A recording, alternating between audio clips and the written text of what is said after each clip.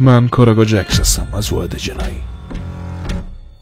این پرونده از شهر وارد اینجا شده.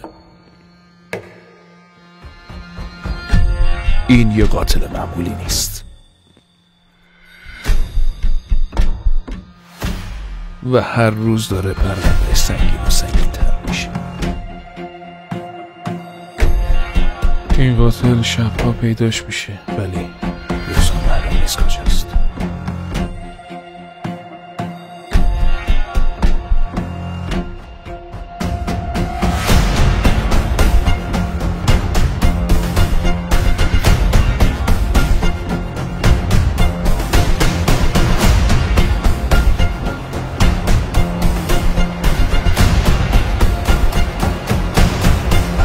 و اینکه متاسفانه همکار من در این پرونده به قتل رسیده.